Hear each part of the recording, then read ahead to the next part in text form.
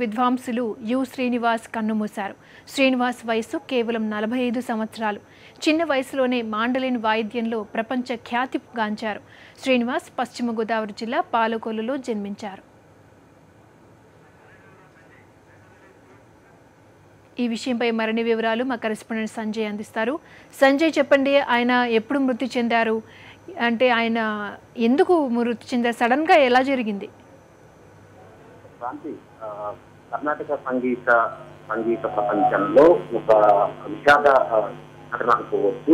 Mandolin Srinivas 1969 పశ్చిమ గోదావరి జిల్లా పాలకొల్లులో జన్మించిన మాండలిన్ శ్రీనివాస్ కర్ణాటక సంగీత ప్రత్యేకంగా మాండలిన్ వాయిద్యంలో వెస్ట్రన్ సాంగ్లతో పాటు ఎలక్ట్రానిక్ వస్తువుని మాండలిన్ సంగీతంలో తీసుకొచ్చి ప్రపంచ ప్రఖ్యాతిగాంచిన సంగీత వాద్యకారుడిగా ఆయన ప్రఖ్యాతిగాంచారు. ఆయన చిన్న వయసు నుండి మాండలిన్ లో కర్ణాటక సంగీతంలో తనకంటూ ఒక ముద్రను చేస్తున్నారు. అంతేకాకుండా కర్ణాటక సంగీతంలో ఆయన కంటే పాటు 1988లో ఆయనకి పద్మశ్రీ అవార్డుతో కూడా భారత ప్రభుత్వం గౌరవించింది. అయితే ఎంతో మంది శిష్యులను తయారు చేస్తున్న కర్ణాటక సంగీతంలో ఎంతో మంది ప్రశంసలు అందుకున్న ఆయన కొంతకాలంగా లివర్ సంబంధిత వ్యాధితో ఆయన బాధపడుతూ వచ్చాడు. గత 3 వారాల కిందట అతనికి చెన్నైలోని అపోలో ఆసుపత్రిలో అతను చికిత్స చేయడం జరిగింది. అయితే మధ్యరాత్రి ఆయన కొంత అనారోగ్యానికి గురి కావడం ప్రధానంగా ఆయన కడుపునొప్పి వస్తున్నట్లుగా ఆయన గుర్తించడంతో ఆయన కుటుంబ సభ్యులు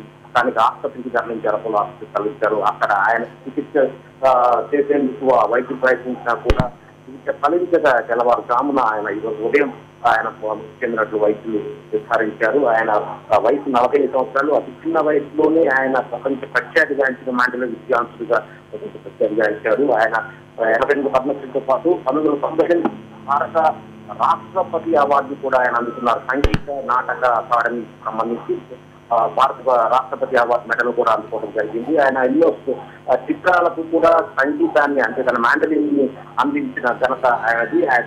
ఆయన శిష్య పరంపర కూడా ప్రస్తుతం ప్రపంచ ప్రఖ్యాతిగా ఇస్తున్నారు. అయితే ఆయన భౌతికాయం ప్రస్తుతం అపోలో ఆసుపత్రి నుండి ఆయన గృహానికి రావాల్సింది. ఆయనకి వివాహమైంది. అయితే కొంతకాలంగా భార్య దంపతుల నమ్మ కొంత వివాదాల కారణంగా భార్య హైదరాబాద్ లో నివాసం ఉంటుంది. అతనికి ఒక కుమారుడు కూడా ఉన్నారు. అయితే ఆయన భౌతికాయం మరి కొద్దిసేపట్లో ఆయన వివాదాలు తీసుకోవాలన్నారు.